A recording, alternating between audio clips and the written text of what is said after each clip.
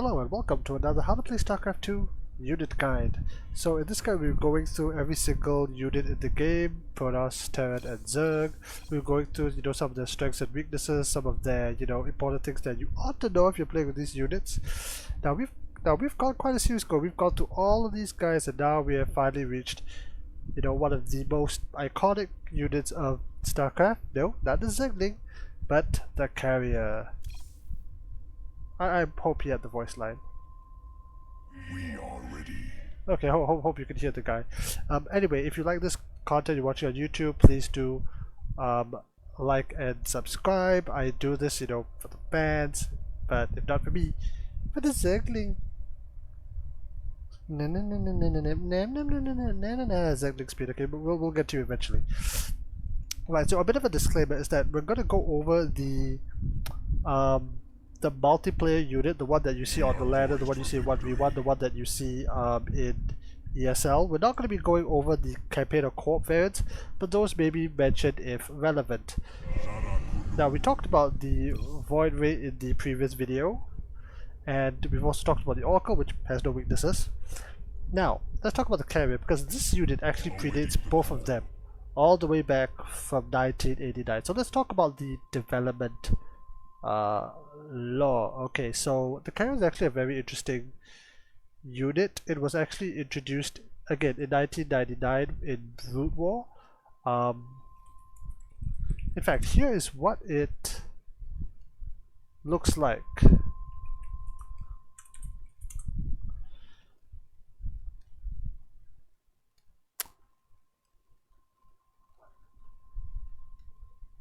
There we go. Let me switch the scenes. And here we go.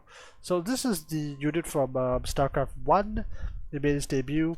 It's got actually pretty similar strengths and weaknesses. When Starcraft 2 was released with Wings of Liberty, it came back in a very, very different form.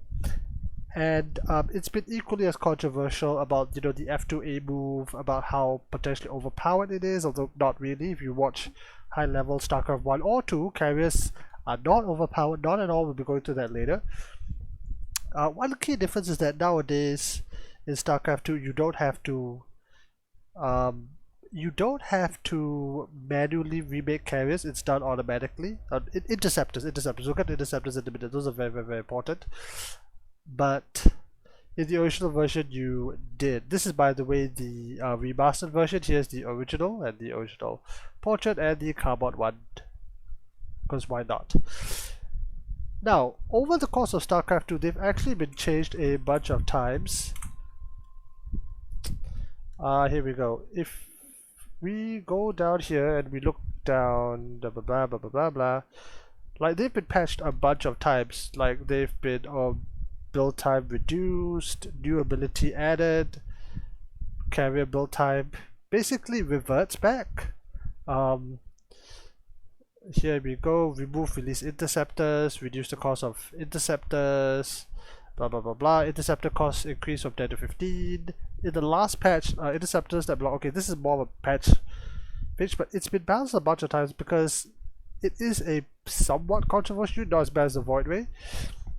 So if you watch the older videos of Starcraft 2, you will see a slightly different version of this.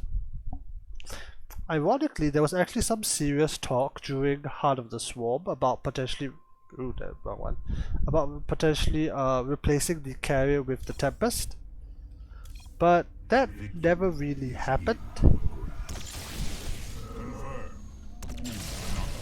That never really happened for a variety of reasons. As for the Tempest, we will talk about that in a future video. So as you can see, carrier beats Tempest. Yeah. Alright, so that's a little bit about the development lore. Let's talk about the in-game lore. How does this fit into the world, or the, not even the universe of Starcraft, but more over the Cthulhu sector. Okay, here we go. Alright, so the carrier itself, now they were the main capital ship of the Protoss Empire from the Second Age onwards. This is all pre-Starcraft 1. Where did I put it? Here we go. Yeah. And here's the thing. The ship you see here is approximately, again, according to the source I saw, about 1,330 meters long, so it's about a kilometer. It's a big ship, and have a height about 500 meters, so it's actually quite big. The carrier itself uses Vespene gas, yes, the thing you see coming out of the ground, as its fuel source. Now, on to something very interesting, which is the carrier has the ability, I want to get this wording right, has the ability to do orbital bombardment or form of glassing. This was actually confirmed during the recap cinematic, and you can see this if you buy the remastered. There's an artwork that looks almost like this of Protoss carriers using these orbital lasers. But the thing is that in-game, we never see this happen. The one tiny exception, a bit of leeway, and this goes into the co-op field, is that if you're playing as Koldarian in the co-op missions for Phoenix, he does have an ability called Solar Beam, which shoots a laser out of his ship. But this is the closest I could find in game, but the specifics of this is going to be outside of the scope of the video. So, as for notable carriers, the most famous one is going to be this one, the Garithana, the Ganchitito, I can't pronounce this thing. This is basically the ship that Executor Tacita used to, spoiler alert, the carrier was sacrificed to destroy the first Overmind. There, nice big picture of the ship. This is classified as a super carrier, but in game it's just another carrier. It's a cool carrier, but it's still a carrier. Alright, so let's talk about the difference between StarCraft 1 and 2. So after the Great War, a lot of changes were made. Again, this is not the carrier that you see in StarCraft. This is not the carrier you see in StarCraft 2. Which one is this? Ah, yes. This is not the same carrier. So a few things, like the frontal design became a bit less bulbous. Interceptor building time became automated.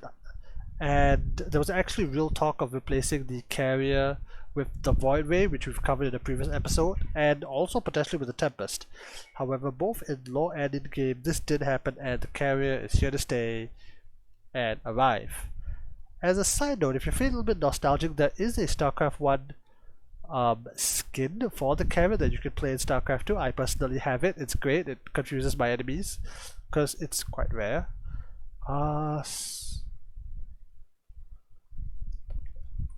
There are also a full range of skins that we will not be going over. This is outside the scope of this video, but here's just a brief cap. So you have your default, which looks like this, your forged, Amon, basically Tal'Darim.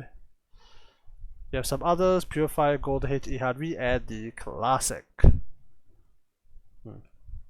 And finally, if you want, you can get a carrier right now. Again, if you're watching this approximately now-ish, this is on sale, limited edition. Price is here. It's on the Blizzard store. There'll be a link in the description. Again, if you're watching this in the grim darkness of the far future, I don't know if this is still here, but if you want, get your copy now. Alright, so enough about the... Okay, let's get back to the game. Let's start talking about how you can make these wonderful ships. Alright, so the first thing you have to do is you have to start off with a pylon. Okay, so it's produced from the Stargate, and you also need a oh, I need to switch on the build time.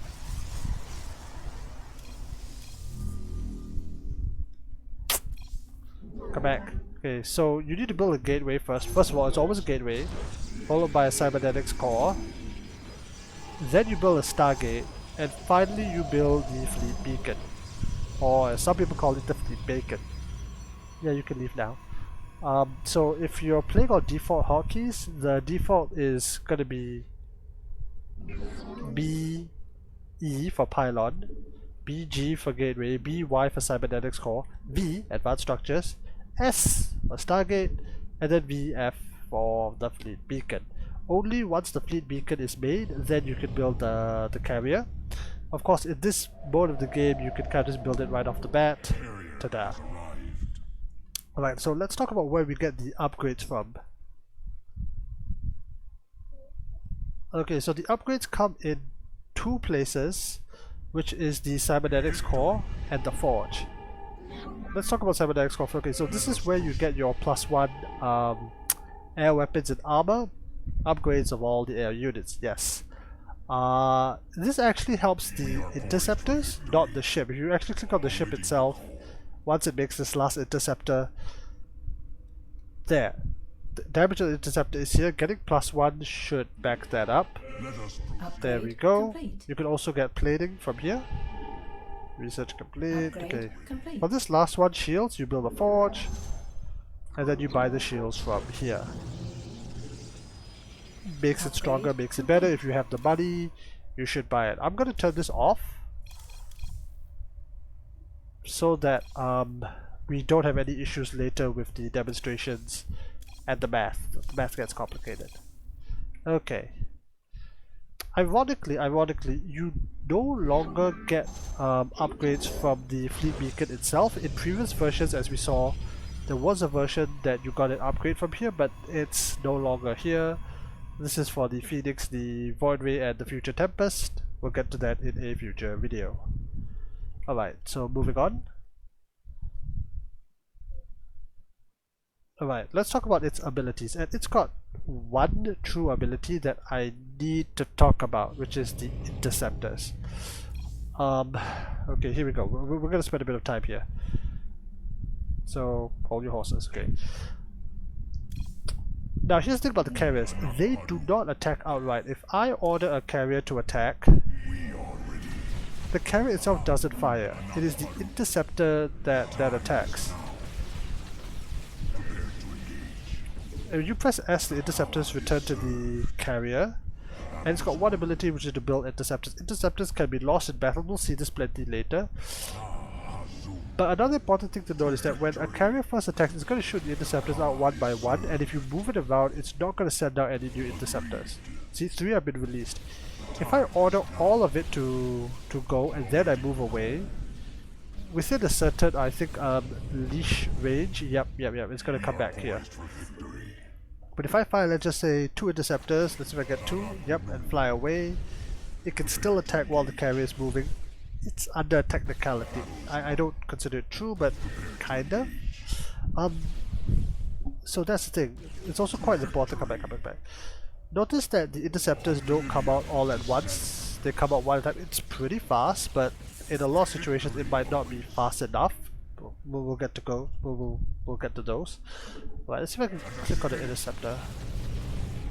You can't really click on the interceptor, but it says here it's got its damage, its attack, its range, and so on and so forth. The shields does affect it, which is important. And as I mentioned, they can be destroyed. If there's an enemy on the field, let me demonstrate proper. If there's an enemy on the field, the enemy will, this is actually very important, it will attack the interceptor as opposed to the ship. See? The Vikings stop the fire at the interceptors instead of the carrier. This is a big deal when it comes to the carrier because it's attacking the interceptors and not the main ship. Yes, if the ship goes down, then all the carriers die. And it takes a while. And here's the thing. You notice that there is a build time and a cost. If you run out of minerals, the carriers will stop production. Carbon made an excellent video about this.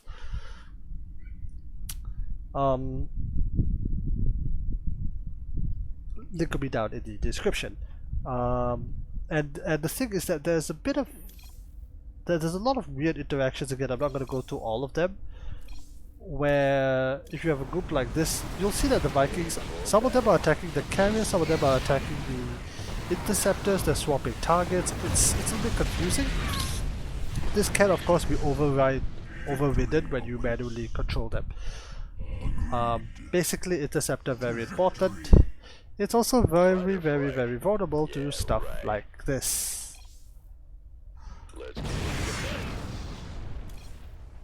Very vulnerable. Let's see if I can get this off correctly. Yeah, I just lost a bunch of interceptors.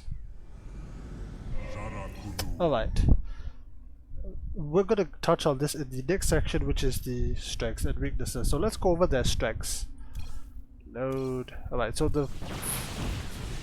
the first strength, oops, the first strength is the ease of use. Oh dear.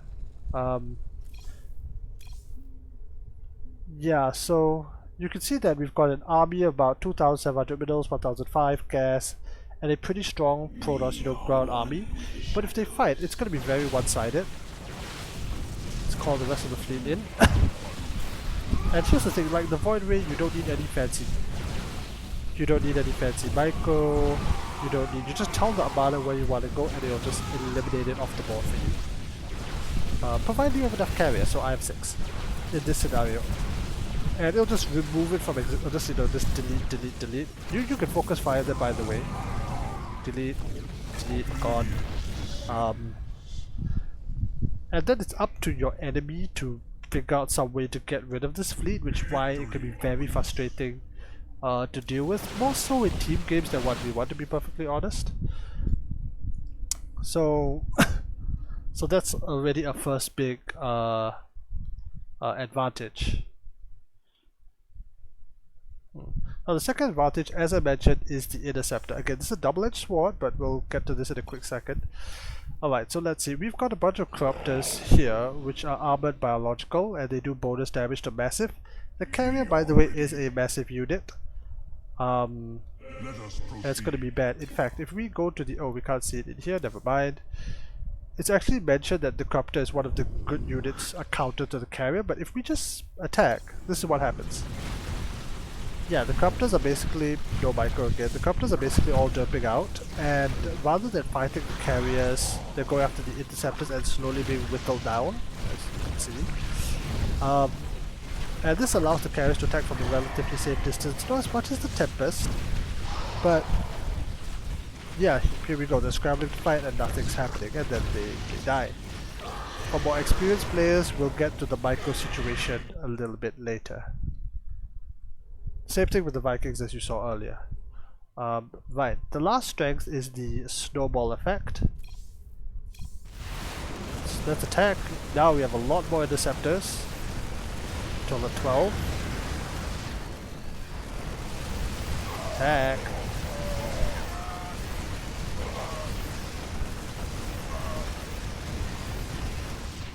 Ah, wrong one.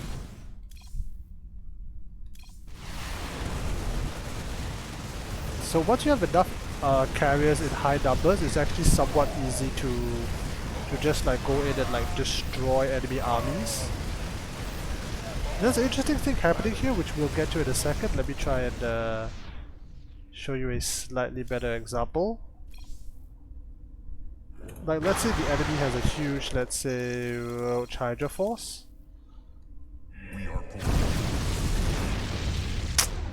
Damn it. Bug there. 15 carriers. Tad too many. Let's say the enemy has a significant Roach Hydra force. Let's match it up. About there.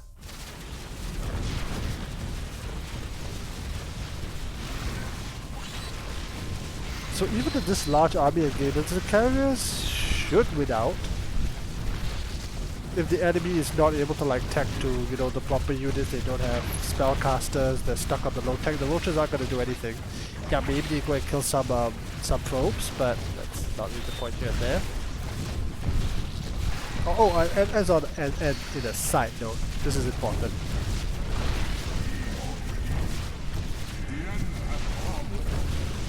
As a side note, in 4v4, if there's a Protoss, there's a very good chance that they're going to go Sky Toss, and they're going to basically go for this unstoppable army, and you're going to be in quite a bit of trouble. Alright, so let's talk about some weaknesses of the carrier. Alright, and the first big weakness... okay, let's get rid of this. Alright, the first big weakness is quite straightforward, which is that it's the interceptor build time. I spent a lot of time harping about this. It's now time to see why. Let's clear the board. Let's get one carrier and a bunch of marines. In fact, let's get 2 carriers, 20 marines, and 2 medevacs, okay? Let's have them attack, watch. Okay, so here's the thing, here's the big deal. The interceptors, they can be shot down, they can be depleted, and once that happens, you're out of ammo. Okay, pull back. It takes a damn long time for these interceptors to rebuild. And I don't just mean this in a demonstration purpose. This is a game I played on the ladder. Oh, do follow the YouTube channel. Yep, so what we have here is a... Yeah, keep quiet you. Yeah, so here's the thing, so... this is what's happening. I've built up a strong Terran army. It's a mixed army too. The enemy has maxed out on a mixture of carriers, void rays, and okay zealot count. Okay, let's watch the first fight. Raven comes in, it shows listed.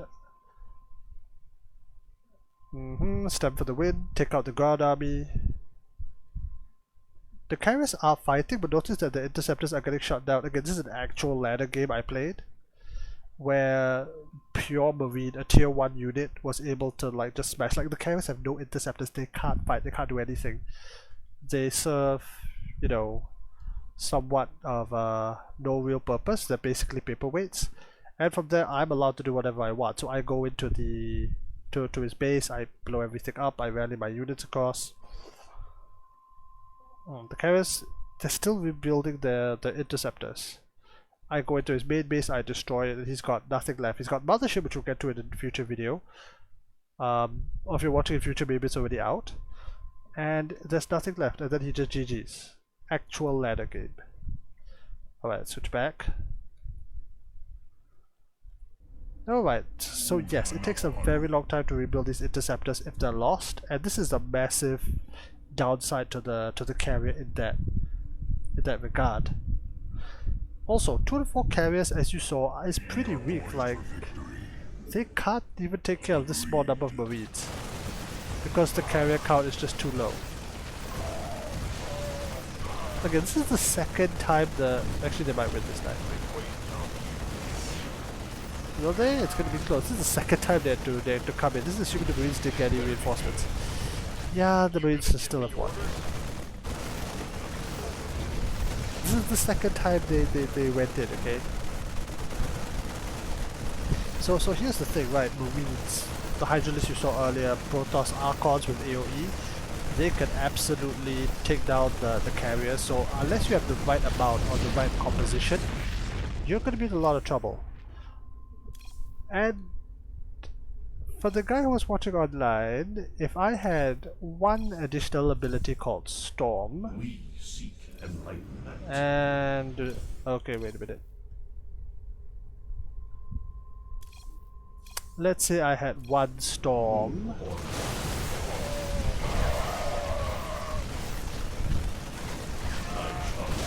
Not such a fair fight, is it? Balance. But again, you need to have other things like, you know, these guys around to deal with these kind of things. If not, you're gonna have a bad time. There's no other way to put it across. So that was the issue with the interceptors and their build time. Now the next main weakness is the low DPS. Now what do I mean by this? This is gonna be fun. Okay, let's clear the board. Deactivate Storm. Let's say there's an interceptor, and let's say there's a Ultralisk, big bad Zerg unit, and 2 Hydras. Just 2 Hydras, okay? They're going up against one another. Let's say they attack. Let's say I order him to attack the Ultralisk. Okay, the Hydras are fighting. It's not dying. The carrier is gonna lose. And the Ultra's not even gonna die.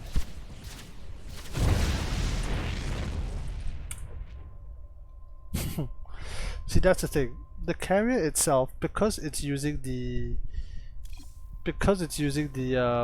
interceptors. Yeah, notice that interceptors are attacking one at a time. Yes, if it takes out the Hydralisk, then different story. But otherwise, it's still taking a long time to die because all damage is only being done per shot, and it's still not that much. So if you need to kill things fast and you don't have a high carrier count, or there's a lot of things to kill, you might be in quite a bit of trouble. Now the other problem, and this is where it comes back, see, I'm going to load the same one here.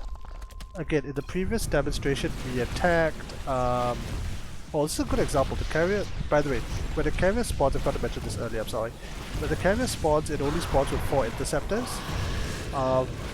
If not, it will need to slowly build up the interceptor count, which is why the carrier did not have the full set of interceptors.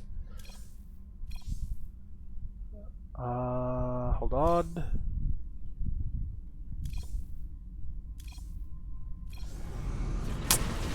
Never mind, let's just clear the field. Alright, so let's go back to that same example. Okay, here we go, here we go.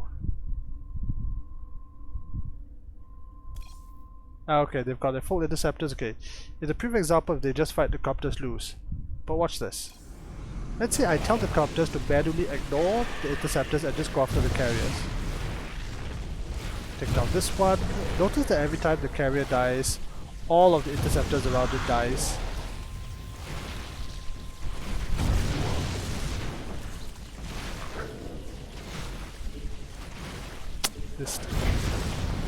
Yeah, now the copters handily win the fight because the interceptors just take so long to kill anything. Hell, if you want to take this example back to the Vikings we saw earlier.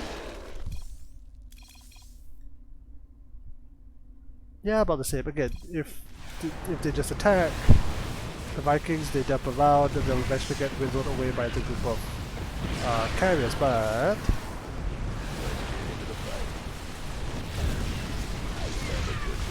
yeah, once they start falling, yep, shift click. No, the carriers might actually win. Yeah, basically you need enough Vikings. Oh, this is a bit of this micro actually, they didn't focus fire correctly.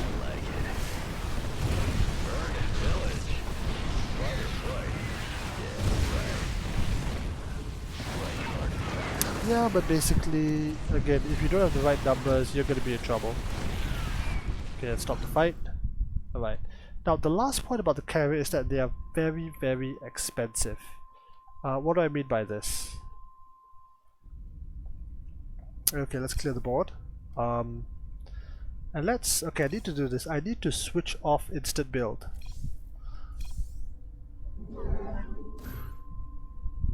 Oh, that counts for this too, doesn't it? Alright, switch that one back on. And we'll switch it off just for the carrier. Alright, now we switch it off. Okay, here's the thing, a carrier costs 350 minerals, 250 gas. That's a lot of minerals. That's a bunch of stalkers, that's a bunch of marines, that's hydras. This is how long it takes to build in real time, in-game time. And realistically, one way to mitigate this is that you have 3 or 4 stargates on the field.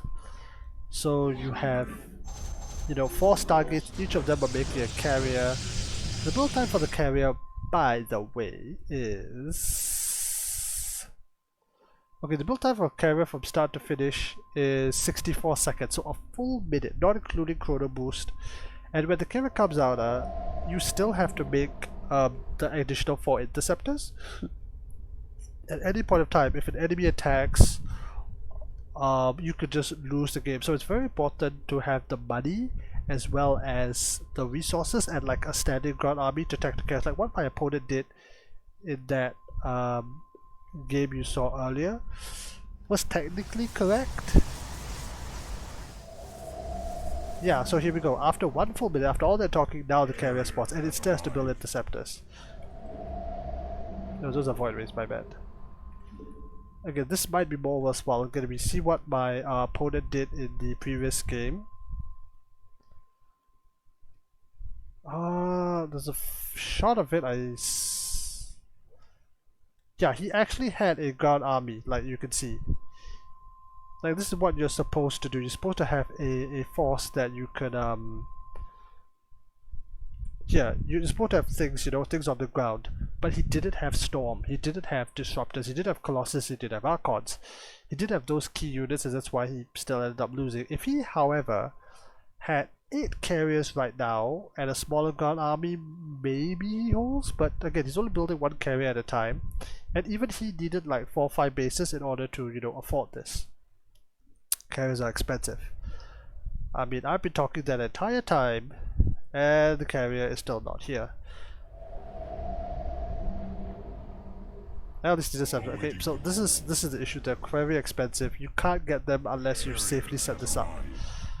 All right. So that's almost it. We're now moving on to the final section, which is going to be the.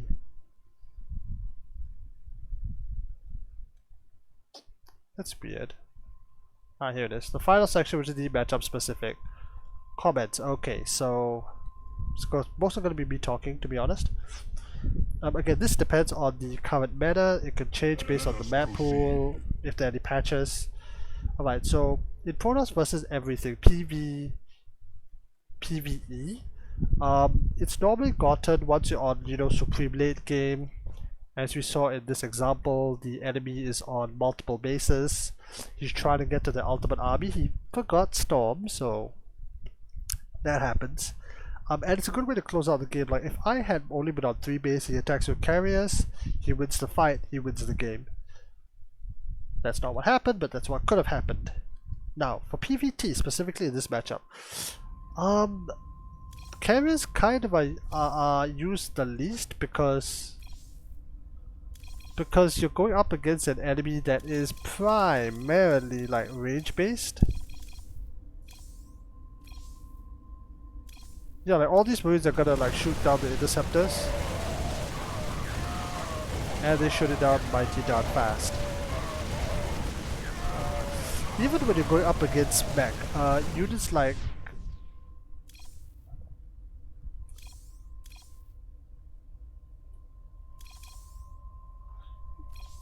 oh boy, high impact payload, high impact payload. Units like the Thor can just focus down the carriers.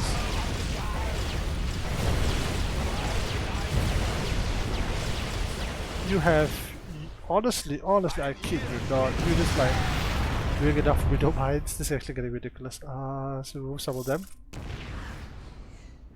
Yeah, okay.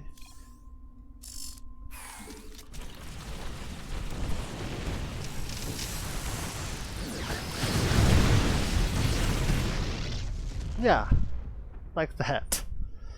So you don't see it very often again, but if you're already winning, or if you have the aforementioned Storm, then you can it could actually be pretty useful. So in Protoss versus, let's clear the board. In Protoss versus Protoss, reach carrier tech is relatively rare, I feel, because most of the time, honestly, we're talking Protoss versus Protoss, we're talking Stalkers against Stalker and an Immortal, we're talking maybe some DTs into the mix, we're talking a couple Archons, and it's kind of a mess. If you do get four bases, you might tech to carrier Tempest Mothership, but that's just not that common because of the high amount of aggro in the early game with proxies. Cannon rushes, yeah.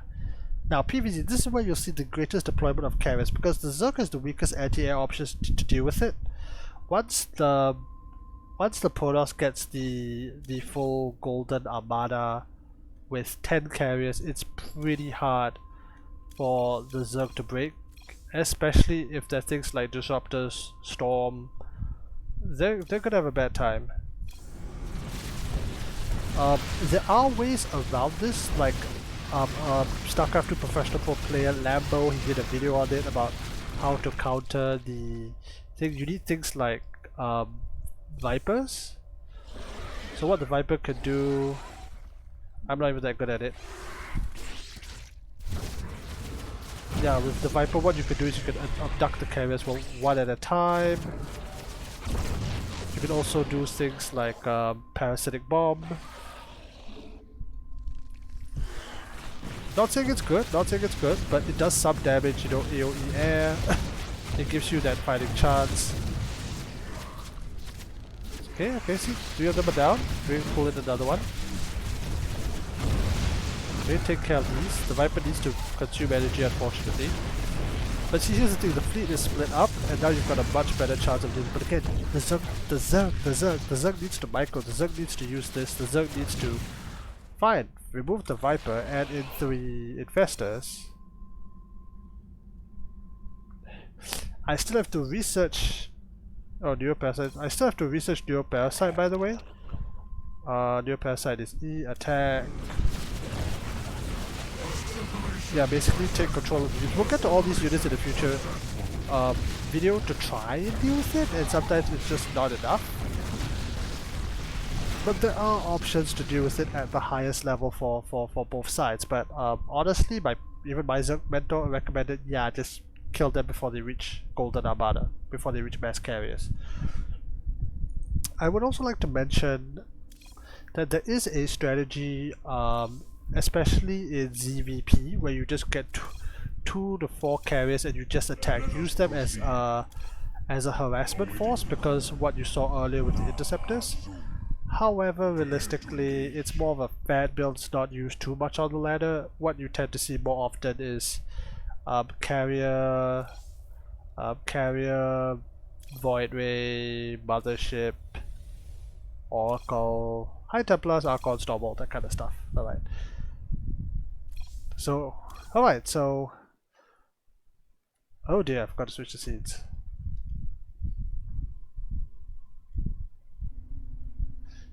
Yeah. Okay, so I'll just quickly recap what I meant by the Zerg side, which is that Zerg is the one that has the weakest options to dealing with carriers. There are things like Vipers that you can use, but you have to do things fancy micro like Parasitic Bomb to even give yourself a fighting chance. You have to do things like Abduct, and it's a lot harder for Zerg to be able to do this correctly, even with a high. Let me get a higher Hydra count. Yeah, so if I just attack move... Oh, they've got full upgrades, no wonder.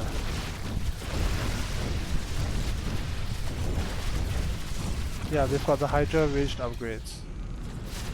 Again, these are unupgraded at the moment. Again, it's quite tough. Again, the carriers can at point disengage, run away, and trade more efficiently. What Zerg can do with a Viper is abduct. Come here. Take down this carrier. Come here. Any more energy? No? Okay, then the Hydras just go and finish up the remaining carriers. But again, for Zerg it's harder because they need to micro. The Protoss does not. All Protoss needs to do is run away.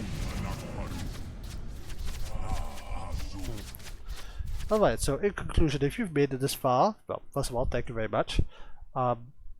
Second, again, the carrier is an unstoppable, hold on.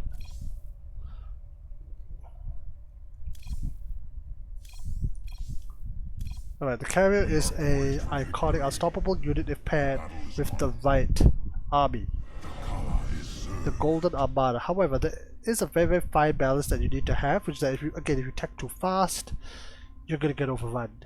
If you attack too late, the enemy's gonna just overrun you with a stronger army before you can summon it outright. However, it is a very fun unit to play with, and again, if you can get this at the right time in the right place, GG. Looks cool, doesn't it? Okay, so again, if you like this content, do like and subscribe. I try to do these videos as much as I can. In the next video, we're going to be talking about the Tempest. Like, again, do it not just for me, for the Zergling.